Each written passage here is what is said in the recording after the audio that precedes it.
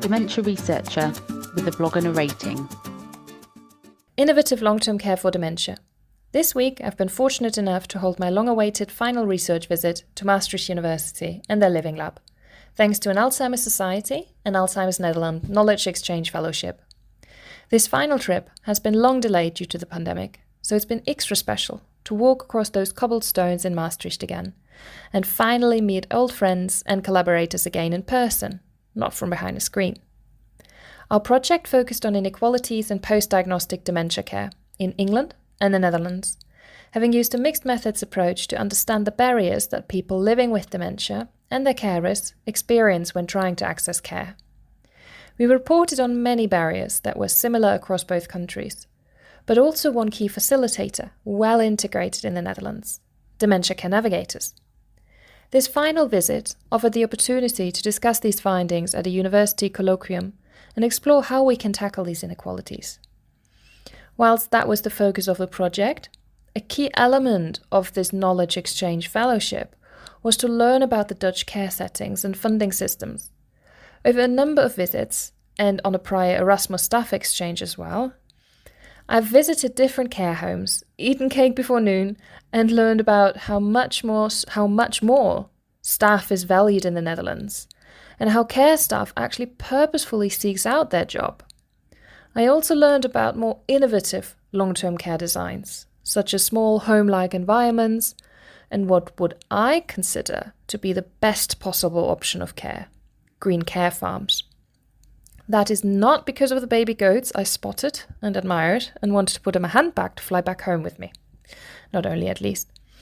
Green care farms, such as the Port, are one type of innovative long-term care setting. The whole care ethos is structured around enabling activity, meaningful activity, and as much independence and engagement with the outdoors as possible. Most of green care farm residents have a background in farming, or lived next to a farm, or enjoyed hobby gardening throughout their life. Seeing the enormous cabbages and other vegetables only slightly raised my hobby vegetable gardener envy, but made me all the more appreciate how much the garden and animals are part of their everyday life. Care comes as an afterthought here, at least that's what it's feeling like. Not in a bad way, though. No, life on a green care farm seems to be more about living in a very cozy, home-like place, with care provided as well if you need it. It is not the constant focus, though. In fact, research by one collaborator has focused on just how innovative and impactful green care farms are. Compared to traditional nursing homes, these types of farms provide higher levels of activity, greater outdoor engagement, and social interactions for people living with dementia. Watching the residents there today, it was refreshing to see them so liberated and not stuck to a chair. Residents take a walk in the garden at their own leisure, feed the chicken, admire the vegetables, and are involved in all outdoor activities. What's more, daycare centre attendees join in as well. And what seemed to be an additional benefit, but maybe an underpinning factor, was the ease with which staff engaged with residents. Now, I've only seen one green care farm, but Bram's research paints a much broader picture.